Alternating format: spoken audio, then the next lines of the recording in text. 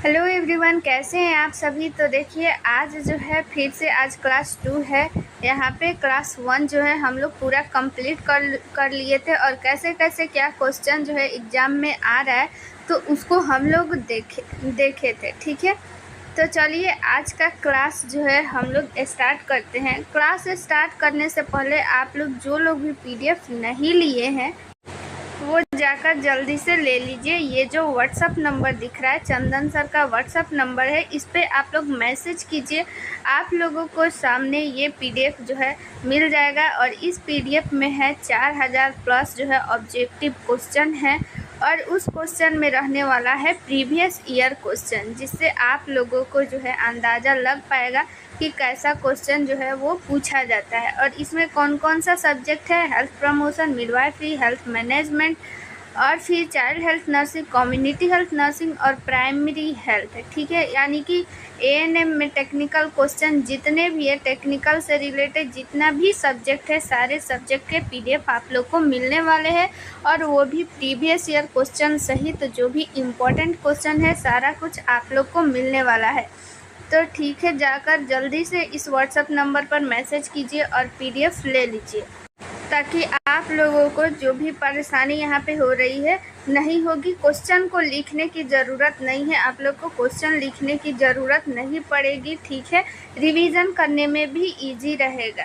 ठीक है, तो हम लोग आज जो है क्लास कंटिन्यू करते हैं। बहुत लोग का कमेंट आया था कि मैम इजी क्वेश्चन है, तो देखिए ज़रूरी नहीं है कि एग्ज़ाम में सारा क्वेश्चन जो है वो हार्ड ही आता है। ठीक है, इजी भी क्वेश्चन पूछा जाता है, मॉडरेट और हार्ड सब मिलाकर क्वेश्चन पूछा जाता है। ठीक है, तो हम लोग अभी जो है स्टार्टिंग कर रहे हैं, तो इस जीरो से शुरू से हम लोग स्टार्ट करते हैं। ठीक है, क्योंकि इसमें जो है सारे तरह का स्टूडेंट है। ठीक है, जो बिल्कुल भी नहीं जानते हैं और कुछ हैं कि कुछ जानते हैं और कुछ हैं कि थोड़ा उनसे भी जानते हैं। तो हम लोग शुरू से स्टार्ट करेंगे ना, तो जो लोग भी कुछ भी नहीं जानते हैं उनको भी बहुत हेल्प मिलेगा। ठीक है, यहाँ पे क्योंकि देखिए सभी लोग एक तरह के नहीं होते हैं, तो जो लोग जानते हैं तो आप लोग का रिवीजन भी हो जाएगा। ज़रूरी नहीं है कि यहाँ पे सब कुछ आप लोग जानते ही हैं, या फिर जो भी थोड़ा बहुत डाउट है तो आप लोग को यहाँ पे क्लियर हो जाएगा। जो भी एक्स्ट्रा फैक्ट है वो भी आप लोगों का रिवीजन हो जाएगा और जो लोग को नहीं पता वो लोग तो याद कर लीजिए। ठीक है, चलिए क्लास स्टार्ट करते हैं। पोलियोमाइलाइटिस का घटक है। ठीक है, इसका घटक पूछ रहा है, कंपोनेंट पूछ रहा है। तो पोलियोमाइलाइटिस जो है यानी क्वेश्चन का क्या कहने का मतलब है कि पोलियोमाइलाइटिस क्या है। ठीक है, तो क्या रोटा वायरस है, पोलियो वायरस है, पैरामाइक्सो वायरस है, उपरोक्त सभी। ठीक है, तो इसका आंसर क्या हो जाएगा, पोलियो वायरस है। पोलियोमाइलाइटिस किसका नाम है, पोलियो वायरस का नाम है। ठीक है, पोलियो किस वायरस से होता है, तो पोलियोमाइलाइटिस वायरस से होता है। ठीक है, तो एक प्रकार का पोलियोमाइलाइटिस क्या है, पोलियो का जो वायरस होता है जिससे फैलता है उसी का नाम है पोलियोमाइलाइटिस। क्वेश्चन ये भी पूछ सकता है कि पोलियो जो है किस कारण होता है, तो पोलियो वायरस के कारण होता है। ठीक है, और किस वायरस के कारण होता है, तो पोलियोमाइलाइटिस वायरस के कारण होता है, याद रखिएगा। तो यहाँ पे आप लोग को जो है पोलियो का लक्षण भी पूछ सकता है। ठीक है, तो पोलियो का लक्षण जानने से पहले यहाँ पे आप लोग याद रखिएगा कि प्रभावित अंग भी पूछ सकता है। तो पोलियो से कौन सा अंग जो है वो प्रभावित होता है, तो वो है नाड़ी सिस्टम। ठीक है, नाड़ी जो सिस्टम होता है वो प्रभावित होता है और इसमें क्या होता है कि रीढ़ की हड्डी और आंत की जो कोशिकाएं होती है वो नष्ट होने लगती है। ठीक है, फीवर भी आ जाता है, बदन में दर्द रहता है। तो ये सारा क्या है, पोलियो का लक्षण हो गया। चलिए हम लोग अब अगला क्वेश्चन देखते हैं। अगला क्वेश्चन भी इम्पोर्टेंट है, 12 नंबर क्वेश्चन देखिए क्या कहता है, क्षय रोग का कारक है, यानी क्षय रोग जो है वो किसके कारण होता है। सबसे पहले तो आप लोग कमेंट में बताइएगा कि क्षय रोग जो है, आप लोग जो है क्वेश्चन का नंबरिंग कर दीजिएगा कि किसका आंसर दे रहा है। 12 का अगर ए है तो ए, 12 का बी है तो बी। ठीक है, ऐसे करके ताकि समझ में आएगा कि किस जो है क्वेश्चन का आप लोग आंसर दे रहे हैं, ताकि आप लोग को रिप्लाई भी मिले। ठीक है, तो यहाँ पे आप लोग देखिए, हाँ क्वेश्चन ये आप लोग आंसर दीजिएगा। 12 का ऐसे दीजिएगा, 12 का क्षय रोग किसके कारण होता है, तो बैक्टीरिया, वायरस, प्रोटोजोआ किसके कारण होता है, तो आप लोग 12 का ऐसे डैश कर दीजिएगा और लिखिएगा यहाँ पे वायरस या बैक्टीरिया, जो भी आप लोग को याद है, जो भी आप लोग को लग रहा है कि क्षय रोग जो है उसी कारण होना चाहिए, तो आप लोग इसका आंसर ज़रूर दीजिएगा। ठीक है, यहाँ पे हम लोग ऑप्शन पढ़ते हैं। Corynebacterium diphtheriae, clostridium tetanus, mycobacterium tuberculosis और बोडोटर्स पार्टोस।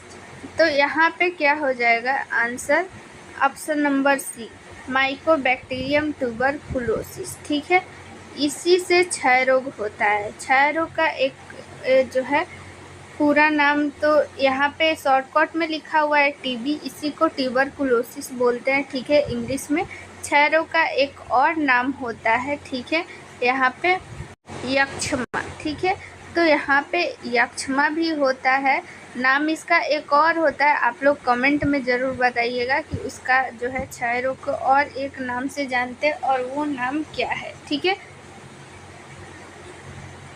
चलिए 13 नंबर क्वेश्चन देखते हैं।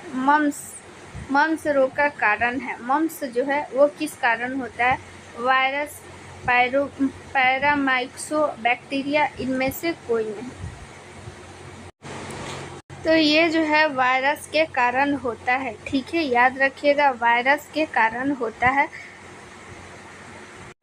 और इसको जो है मम्स को क्या बोलते हैं, गलसुआ भी बोलते हैं। याद रखिएगा मम्स का नाम है गलसुआ। ठीक है, अगर इसका प्रभावित अंग पूछे कि इससे कौन सा अंग जो है प्रभावित होता है, तो आप लोग लिखिएगा पैराथायराइड ग्लैंड, यानी पैराथायराइड ग्रंथि। ठीक है, पैराथायराइड ग्रंथि क्या होता है कि उसमें सूजन आ जाता है। ठीक है, सूजन आ जाता है किसी किसी के जो है, यहाँ पे ये फेस हो गया और ये गर्दन हो गया, यहाँ पे आप लोग स्वेलिंग देखते होंगे। ठीक है, तो वही पैराथायराइड ग्लैंड में क्या होता है कि सूजन आ जाता है, तो उसी को हम लोग गलसुआ बोलते हैं। ठीक है, इसको गलशोध भी कहीं कहीं लिखा रहता है, तो आप लोग याद रखिएगा नाम में कन्फ्यूज़न क्रिएट करना नहीं है। ठीक है, क्या क्या बोल दिए इसको, गलसुआ बोलिए, गलशोध बोलिए, मम्स बोलिए, ये सारा नाम आप लोग याद रखिएगा। ठीक है, कन्फ्यूज़न नहीं होना है। और इससे क्या होता है कि जो पैराथायराइड ग्लैंड में स्वेलिंग आ जाती है, तो क्या होती है कि उसके कारण हम लोग को ज्वर भी आ जाता है और मुंह खोलने में कठिनाई होता है। ठीक है, और ये किसके कारण होता है, मम्स वायरस के कारण होता है, याद रखिएगा। चलिए 14 नंबर देखते हैं। जनरल मिजिल्स की उद्भवन अवधि। ठीक है, जनरल मिजिल्स की उद्भवन अवधि यहाँ से पूछा जा रहा है, तो उद्भवन अवधि के लिए आप लोग को पता है कि ये याद करना ही पड़ेगा। तो यहाँ पे देखिए ऑप्शन नंबर फर्स्ट में है 10 दिन, ऑप्शन नंबर बी है 14 से 21 दिन, ऑप्शन नंबर सी है 21 से 28 और ऑप्शन नंबर डी है उपरोक्त में से कोई नहीं। तो देखिए यहाँ पे जो है हम लोग का राइट आंसर हो जाएगा ऑप्शन नंबर ए 14 दिन। ठीक है, उद्भवन अवधि इसका कितना हो जाएगा, 10 दिन मिजिल्स का। ठीक है, मिजिल्स को हिंदी में क्या बोलते हैं, खसरा बोलते हैं। ठीक है, खसरा।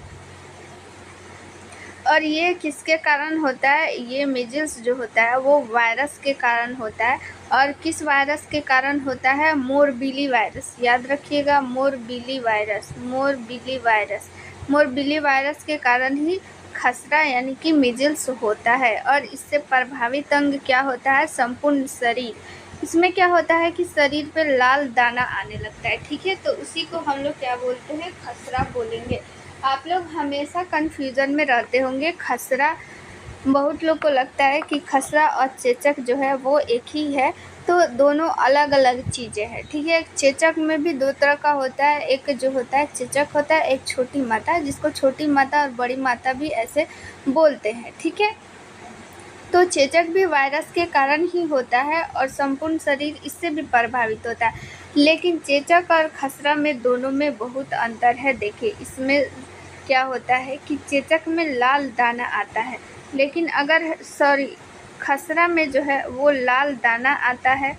और चेचक की बात करें तो चेचक में भी लाल दाना आता है, लेकिन थोड़ा थोड़ा के समान रहता है। और इसमें जो होता है पानी भरा रहता है, लेकिन चेचक में पानी भरा नहीं रहता है, ठीक है, लाल दाना के समान होता है। इसको आप लोग को फिगर दिखाते हैं हम, 1 मिनट। देखिए आप लोग, ये रहा खसरा, ये खसरा है, ऐसे होता है, ठीक है। और चेचक आप लोग देखे ही होंगे चेचक कैसे होता है, वहाँ पे फोड़ा फोड़ा जैसे हो जाता है, ठीक है। दोनों में अंतर यही है, याद रखिएगा। तो चलिए यहाँ पे हम लोग देख लिए इसका उद्भवन अवधि खसरा का 10 दिन होता है, ठीक है। यहाँ पे अब हम लोग जानेंगे टाइफाइड के बारे में, ठीक है। टाइफाइड बुखार का संचरण का कारण क्या है, ठीक है। ब्लड, ओरल फोकल ड्रॉपलेट और दूषित पानी, ठीक है। यहाँ पे क्या हो जाएगा आप सभी बताइएगा, सभी को ये पता होना चाहिए। बहुत ही अच्छा क्वेश्चन है, इजी भी क्वेश्चन है। तो टाइफाइड जो बुखार होता है वो दूषित पानी, दूषित भोजन करने से फैलता है, ठीक है। टाइफाइड किससे फैलता है? दूषित पानी और दूषित भोजन करने से। और टाइफाइड जो होता है वो किस कारण होता है? तो ये जीवाणु के कारण होता है। और किस जीवाणु के कारण होता है? सल्मोनेला टाइफी जो एक जीवाणु होता है, ठीक है। यहाँ पे हम लिख दे रहा है साल्मोनेला,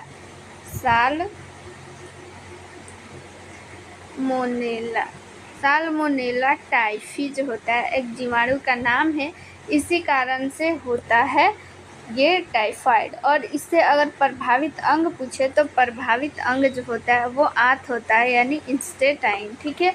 आंत होता है प्रभावित अंग, याद रखिएगा। और ये जो होता है किससे होता है? दूषित भोजन, पानी, ठीक है, खाने से। जो सड़क के किनारे जो होता है ठेला वाले लोग, कितने धूल मिट्टी ये सब उड़ते रहते हैं, और वही सब खाने से हम लोग को क्या हो जाता है? टाइफाइड हो जाता है। हैजा भी जो एक बीमारी होता है, ठीक है, तो वो भी दूषित पानी, भोजन करने से ही फैलता है।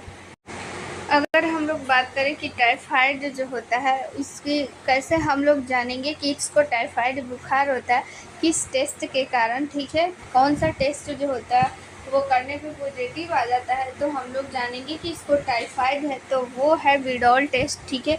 ये भी क्वेश्चन पूछा जाता है कि टाइफाइड जो होता है, टाइफाइड जानने के लिए हम लोग कौन सा जो होता है टेस्ट करते हैं, तो वो होता है विडॉल टेस्ट, याद रखिएगा। विडॉल टेस्ट जो होता है वो टाइफाइड बुखार की, अगर विडॉल टेस्ट किया जाता है और ये पॉजिटिव आ गया तो हम लोग जानेंगे कि इसको क्या हो गया, टाइफाइड हो गया है, ठीक है। अगला 16 नंबर क्वेश्चन देखते हैं, हेपेटाइटिस से है, ठीक है। हेपेटाइटिस की उद्भवन अवधि क्या है, ठीक है। उद्भवन अवधि क्या है? 15 से 20 दिन, 15 से 45, 45 से 120 और 30 से 180 दिन। तो यहाँ पे राइट आंसर हम लोग का हो जाएगा 1520 दिन, ठीक है। यहाँ पे हेपेटाइटिस की उद्भवन अवधि क्या हो जाएगा? 15 से 20 दिन। चलिए अगला क्वेश्चन देखते हैं मलेरिया के बारे में। ये कल अगर आप लोग क्लास किए होंगे तो इसका आंसर ज़रूर देंगे, अगर समझे होंगे, अगर याद किए होंगे तो। देखिए यहाँ पे मलेरिया का कारण है, ठीक है। मलेरिया किस कारण से होता है? यहाँ पे देखिए plasmodium vivax, plasmodium falciparum, plasmodium ovale, यहाँ पे ऑप्शन नंबर 4 है उपरोक्त सभी, ठीक है। तो यहाँ पे हमारा जो है राइट आंसर हो जाएगा उपरोक्त सभी, ठीक है। मलेरिया जो होता है प्लाज्मोडियम के कारण होता है, लेकिन ये जो होता है 4 टाइप का होता है। प्लाज्मोडियम मुख्यतः 4 प्रकार का होता है और इसी चारों टाइप से मलेरिया होता है। वो 4 टाइप कौन कौन सा है आप लोग याद रखिएगा। अब जो है क्वेश्चन पूछने का पैटर्न जो है वो बदल गया है। क्वेश्चन जो है थोड़ा सा जो है वो हार्ड पूछने लगा है, तो आप लोग ये क्वेश्चन जो है इसका आप लोग याद रखिएगा। देखिए 4 यहाँ पे जो है दिया गया है, याद रखिएगा, ठीक है। Plasmodium falciparum, plasmodium vivax, plasmodium ovale और प्लाज्मोडियम मलेरिया, ठीक है। याद रखिएगा, आप लोग स्क्रीनशॉट ले लीजिए या फिर कॉपी में नोट कर लीजिए। ये 4 जो होता है सदस्य होता है जो कि क्या करता है, मलेरिया हम लोगों को देता है, ठीक है। प्लाज्मोडियम के 4 ये टाइप है, 4 सदस्य है और इसी सदस्य से मलेरिया फैलता है। इस चारों का नाम याद रखिएगा क्योंकि कंपटीशन लेवल जो होता है हो रहा है, थोड़ा सा लेवल बढ़ गया है, तो इसका आप लोग याद रखिएगा। आप लोग अब भूल जाइए कि प्लाज्मोडियम विवेक्स ही देगा, प्लाज्मोडियम फैलीपेरस भी दे देगा, प्लाज्मोडियम ओवेल या फिर प्लाज्मोडियम मलेरिया, चारों आप लोग याद रखिएगा। तो चलिए हम लोग अब अगला क्वेश्चन देखते हैं, 18 नंबर क्वेश्चन। ठीक है, मलेरिया का मोड ऑफ ट्रांसमिशन क्या है, यानी मलेरिया जो होता है वो कैसे फैलता है, ये हम लोग को जानना है। ठीक है, vector transmission, facial oral transmission, sexual transmission और रक्त संचरण। ठीक है, तो यहाँ पे हम लोग पिछले क्लास में पढ़े थे कि मलेरिया का क्या होता है, एक वाहक होता है, वो होता है मादा मच्छर होती है। ठीक है, इसी मादा मच्छर में क्या होता है, वो प्लाज्मोडियम होता है, और प्लाज्मोडियम जो होता है वो 4 प्रकार का होता है, आप लोग को पता है। ठीक है, अभी इतना डीपली में नहीं जाते हैं, यहाँ पे सिर्फ और सिर्फ ये जानते हैं कि मलेरिया का क्या करता है, मलेरिया का कैसे फैलता है। तो वो वाहक एक जो होता है, मच्छर वाहक है। ठीक है, क्या है वाहक, किसको बोलेंगे, जो एक जगह से दूसरे जगह ले जाएगा। ठीक है, तो मच्छर क्या करता है, मलेरिया जिसको हुआ रहता है और जिसको नहीं हुआ रहता है उसको जाकर काट के और उसको भी मलेरिया फैला देता है, यानी एक मलेरिया पेशेंट से दूसरे को भी पेशेंट वो बना दिया, तो वो क्या किया, वाहक हो गया। ठीक है, वो क्या बीमारी को क्या कर दिया, धो दिया। तो जो मलेरिया हो गया, मलेरिया का ट्रांसमिशन कैसे होता है, एक वाहक द्वारा। ठीक है, तो यहाँ पे वेक्टर मतलब हिंदी में उसको वाहक बोलेंगे। ठीक है, तो मलेरिया का क्या कैसे फैलता है, वाहक द्वारा फैलता है, और वो कौन सा वाहक होती है, मादा मच्छर होती है। उस मादा मच्छर के लार्वा में प्लाज्मोडियम जो होता है और उसी के द्वारा मलेरिया फैलता है। चलिए यहाँ पे क्वेश्चन देखिए, 19 नंबर क्वेश्चन का आंसर जो होता है अभी हम आप लोग को बता दिए हैं। इसका आंसर कीजिए, मलेरिया परजीवी के कितने फॉर्म होते हैं, अभी हम बताए हैं 1 2 3 4। क्या होगा राइट आंसर, इसका आंसर कमेंट में बताइएगा, इसका आंसर क्या होगा। 19 का आप लोग ABCD करके आंसर बताइएगा, तो क्या हो जाएगा, यहाँ पे ऑप्शन नंबर डी हो जाएगा 4 नंबर। ठीक है, चलिए 20 नंबर क्वेश्चन देखते हैं, डेंगू का कारक है, डेंगू का कौन सा कारक है, यानी डेंगू किस कारण से होता है, किस कारण से फैलता है, वायरस, पैरामेक्स, बैक्टीरिया और इनमें से कोई नहीं। तो डेंगू जो होता है, पिछले कल के क्लास में भी बताए थे कि डेंगू जो होता है वो वायरस के कारण फैलता है, और इसका एक और नाम बताए थे, हड्डी टोट बुखार बोलते हैं। ठीक है, इसमें क्या होता है कि जोड़ों में दर्द होने लगता है। ठीक है, बहुत ज़्यादा। और ये जो होता है डेंगू जो ज्वर होता है, डेंगू जो ज्वर होता है और किस वायरस के कारण होता है, अरबो वायरस के कारण होता है। कल के क्लास में बताया गया है कि अरबो वायरस के कारण होता है। चलिए अब यहाँ पे आ गया डेंगू का उद्भवन काल। डेंगू का उद्भवन काल क्या है, 1 से 3 दिन है कि 1 से 7 दिन है कि 3 से 10 दिन है कि 7 से 10 दिन है। इसका राइट आंसर जो हो जाएगा वो ऑप्शन नंबर ए हो जाएगा, 1 से 3 दिन। ठीक है, डेंगू का उद्भवन काल 1 से 3 दिन होता है, याद रखिएगा। अगला हम लोग क्वेश्चन देख लेते हैं, 22 नंबर क्वेश्चन क्या कहता है, ये भी उद्भवन काल से ही क्वेश्चन है। ठीक है, फाइलेरिया की उद्भवन अवधि क्या है। ठीक है, फाइलेरिया के बारे में भी कल बताए थे। फाइलेरिया का एक और नाम होता है, वो है हाथी पाँव जिसको बोलते हैं। ठीक है, तो चलिए यहाँ पे फाइलेरिया का उद्भवन काल बताते हैं, कितना होता है, 13 माह की, 3 से 6 माह की, 6 से 12 माह की, 5 से 10 माह। 22 का आंसर हो जाएगा ऑप्शन नंबर डी, 5 से 10 माह में उद्भवन काल इसका होता है फाइलेरिया का। फाइलेरिया किसके कारण होता है, वो होता है कृमि के कारण होता है फाइलेरिया, याद रखिएगा। और किस कृमि के कारण होता है, तो फाइलेरिया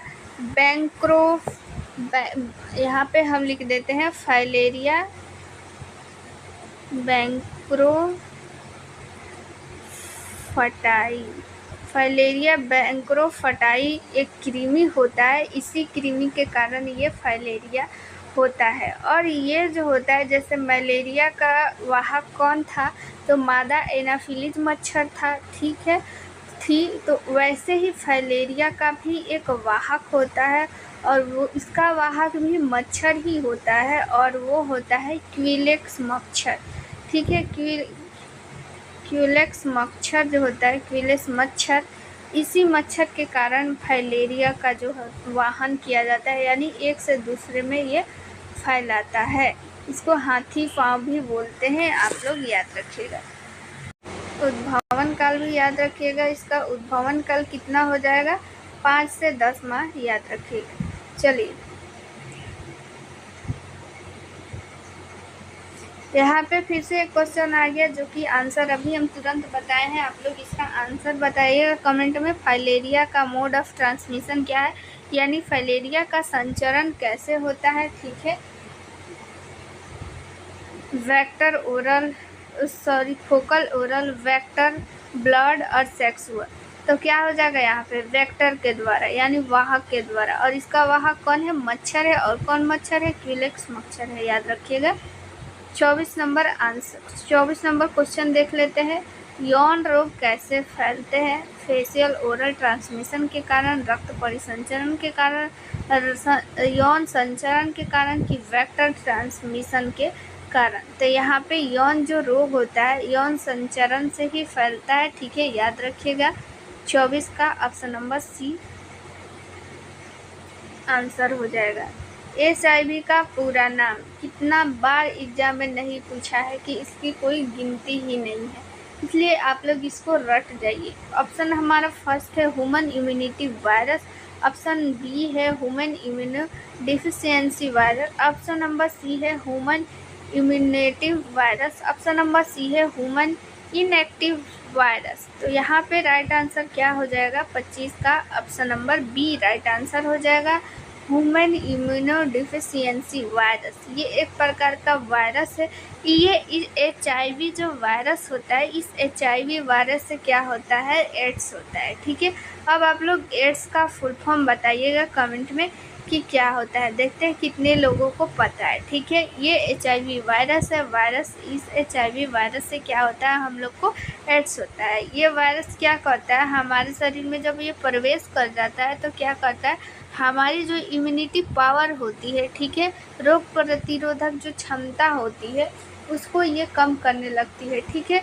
T4 जो सेल होती है ये क्या करती है कि हमारे शरीर में रोग प्रतिरोधक क्षमता बनाती है, और इसी T4 सेल जो होता है, कोशिका होता है, उसी को ये जो HIV वायरस होता है उसको नष्ट करने लगता है, जिससे हमारी इम्यूनिटी पावर जो होती है बहुत ही वीक हो जाती है और बहुत ही जल्दी हम लोग बीमार हो जाते हैं, हमारी वज़न घटने लगती है, बहुत सारी प्रकार की बीमारियां भी होने लगती है इस HIV वायरस से, ठीक है।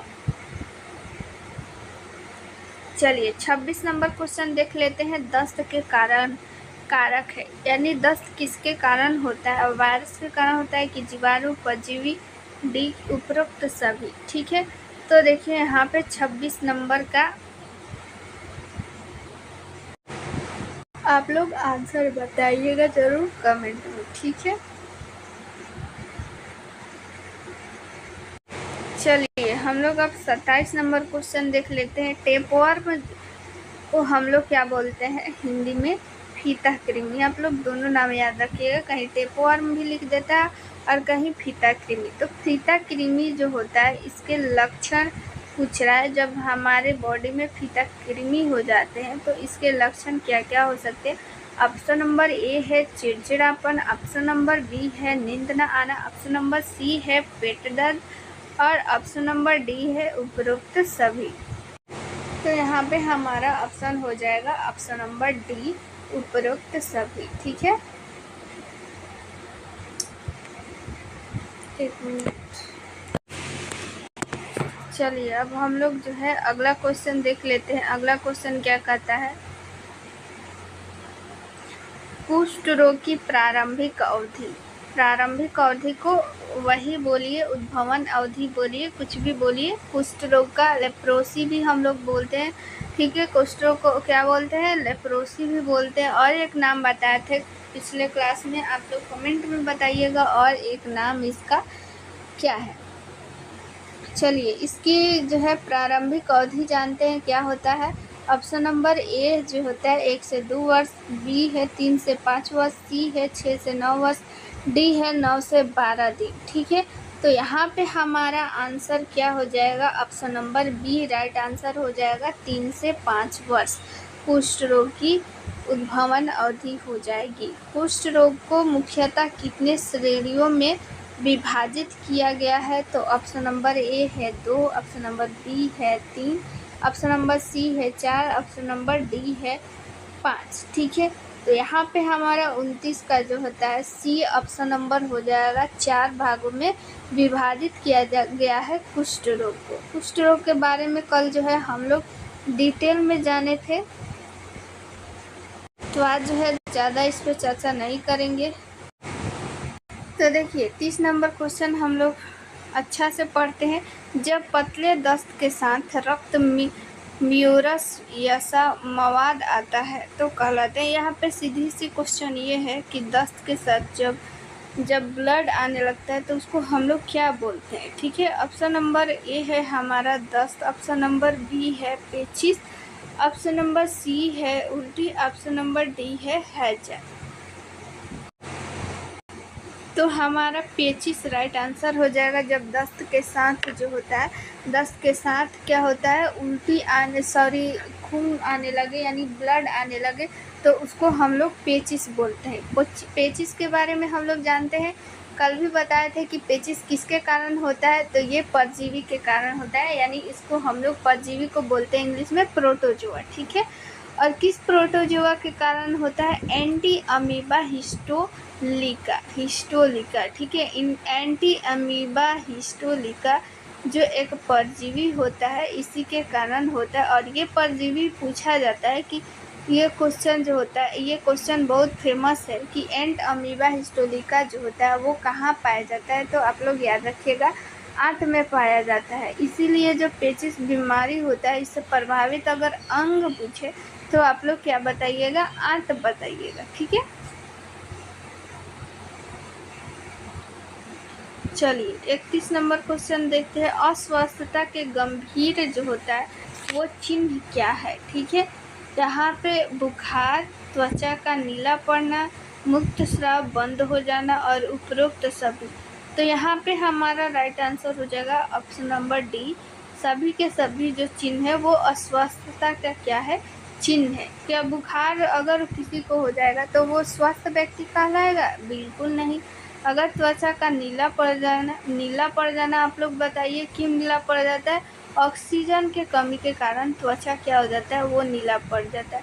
अगर मूत्र स्राव बंद हो जाता है तो ये भी स्वस्थता का प्रतीक नहीं है बल्कि अस्वस्थता का प्रतीक है। तो इसीलिए हमारा ऑप्शन नंबर डी जो होगा वो राइट आंसर हो जाएगा। चलिए 32 नंबर क्वेश्चन देख लेते हैं। स्वास्थ्य आकलन का उद्देश्य है, ठीक है। स्वास्थ्य आकलन का उद्देश्य क्या है? तो स्वास्थ्य समस्याओं का पता लगाना, टीकाकरण करना, वजन लेना, उपरोक्त सभी। तो स्वास्थ्य का आकलन कैसे होगा? तो ये सारे जो कारक है, ये सारे कारक डिपेंड करता है स्वास्थ्य का आकलन करने में। तो उपरोक्त सभी हो जाएगा, ठीक है। टीकाकरण करना, वजन लेना और स्वास्थ्य समस्याओं का पता लगाना। तो स्वास्थ्य का आकलन कर ही सकते हैं। स्वास्थ्य का आकलन करना यानी जांचना, ठीक है, कि वो व्यक्ति जो होता है वो स्वस्थ है कि नहीं, आकलन करना। तो हम लोग वजन लेकर भी कर सकते हैं। अगर एज के अकॉर्डिंग उसका वजन नहीं है यानी कि वो स्वस्थ व्यक्ति नहीं है। टीकाकरण करके भी उसका स्वास्थ्य हम लोग क्या कर सकते हैं? ठीक कर सकते हैं। तो ऑप्शन नंबर डी हमारा जो हो जाएगा वो राइट आंसर हो जाएगा। चलिए 33 नंबर देखते हैं कि शारीरिक परीक्षण में समावेशित है, ठीक है। यानी शारीरिक परीक्षण यानी फिजिकल टेस्ट में कौन कौन सा चीज़ जो होता है वो शामिल है? वजन लेना, ऊंचाई लेना और फिर जैविक चिन्ह, ठीक है, और उपरोक्त सभी। तो यहाँ हमारा राइट आंसर हो जाएगा उपरोक्त सभी। जैविक चिन्ह, वाइटल साइन इसको इंग्लिश में बोलते हैं, ठीक है। वाइटल साइन में क्या क्या चीज़ें होती है आप लोग कमेंट में बताइएगा कि वाइटल साइन में हम लोग क्या क्या देखते हैं। तो शारीरिक परीक्षण हम लोग उसका वजन लेकर के, ऊंचाई लेकर के और वाइटल साइन लेकर के हम लोग उसका आकलन करते हैं।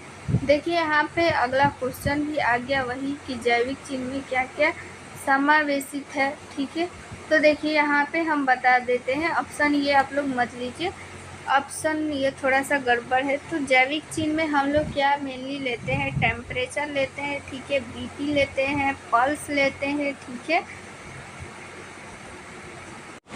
तो वाइटल साइन में हम लोग ये सारी चीज़ें देखते हैं, याद रखिएगा। अब हम लोग जो है अगला क्वेश्चन देख लेते हैं। अगला क्वेश्चन क्या कहता है कि वयस्क में सामान्य नाड़ी दर यानी कि पल्स रेट कितना होता है, 30 से 50 प्रति मिनट। यहाँ पे आप लोग ये ज़रूर याद रखिएगा, ध्यान दीजिएगा, ऑप्शन में यही गड़बड़ होता है। यहाँ पे प्रति मिनट दे देगा, प्रति सेकंड और प्रति घंटा। यहाँ पे ऑप्शन सही है, लेकिन एग्ज़ाम में आप लोग को ऑप्शन इसी तरह से सेट कर दिया जाएगा। तो यहाँ पे लास्ट में आप लोग ज़रूर आप लोग ध्यान दीजिएगा। तो वयस्क में एक सामान्य नाड़ी दर क्या हो जाएगा, 30 से 50, 60 से 80, 60 से 100, 100 से 120। तो यहाँ पे हमारा राइट आंसर हो जाएगा 60 से 100 के बीच में, ठीक है, नाड़ी दर। यहाँ पे अगर एक एक दिया रहता है तो 72 भी दिया रहता है, तो 72 को आप लोग टिक कर सकती है, लेकिन यहाँ पे एवरेज में दिया हुआ है तो एवरेज में आप लोग ये मार सकती हैं। उच्च ज्वर यानी हाइपायरेक्सिया तापक्रम होता है। हाइपायरेक्सिया यानी उच्च ज्वर में हम लोग कब जानेंगे कितना डिग्री जो फ़ारेनहाइट या फिर सेल्सियस में कितना होना चाहिए कि हम लोग जानेंगे कि उसको जो हाई फीवर है, ठीक है। तो 98 डिग्री फ़ारेनहाइट, 37 डिग्री सेल्सियस या फिर 100 डिग्री फ़ारेनहाइट से 102 डिग्री फ़ारेनहाइट, 102 से 104 या फिर 105 डिग्री फ़ारेनहाइट से अधिक।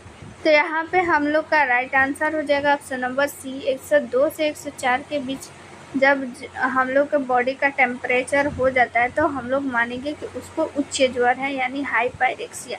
पायरेक्सिया ये बायोलॉजिकल वर्ड है, ठीक है। यहाँ पे ज्वर को हम लोग क्या बोलते हैं, पायरेक्सिया, ठीक है। हाइपर पायरेक्सिया भी बोलते हैं इसको, हाइपर, ठीक है। हम लोग जो भी हम लोग मेडिकल में यूज करते हैं, जैसे हाइपर ये अधिक के लिए यूज करते हैं, और हाइपो अगर कहीं भी दे दिए यानी वो कम के लिए। अगर यहाँ पे हाइपोपायरेक्सिया बोलता है यानी कि कम टेम्परेचर बोलता है कि बॉडी का टेम्परेचर कितना अगर हो जाए कि हम लोग कम मानेंगे। यहाँ पे हाई पायरेक्सिया लिखा है, यहाँ पे कहीं कहीं हाइपर पायरेक्सिया भी लिखा रहता है, तो आप लोग याद रखिएगा। यहाँ पे श्वसन दर पूछ रहा है, श्वसन दर कितना होना चाहिए एक सामान्य व्यक्ति का। तो ऑप्शन नंबर ए है 10 से 15, ऑप्शन नंबर बी है 16 से 20, ऑप्शन नंबर सी है 20 से 25 और ऑप्शन नंबर डी है 25 से 30। तो यहाँ पे हम लोग का 37 नंबर का ऑप्शन नंबर बी हो जाएगा राइट आंसर। 16 से 20 जो होता है प्रति मिनट श्वसन दर होता है, यानी 1 मिनट में हम लोग 16 से 20 बार सांस लेते हैं, ठीक है। और यहाँ पे हम लोग का नाड़ी दर देता है, यानी कि हम लोगों का जो हार्ट होता है, ठीक है, हार्ट वो 1 मिनट में 60 से 80 बार धड़कता है 1 मिनट में, याद रखिएगा। तो आज के लिए हम लोग इतना ही समाप्त करते हैं। अगर आप लोग को ये PDF चाहिए तो व्हाट्सअप नंबर जो होता है आप लोग को यहाँ पे बता दिया गया है, इस व्हाट्सअप पे आप लोग मैसेज कीजिए, ठीक है। ये PDF आप लोग को मिल जाएगा, ठीक है, ताकि आप लोग को कोई भी परेशानी नहीं हो। साथ में प्रीवियस ईयर क्वेश्चन भी दिया गया है, तो आप लोग ज़रूर से ज़रूर ये PDF परचेज कीजिए। मिलते हैं नेक्स्ट वीडियो में। थैंक यू, जय हिंद।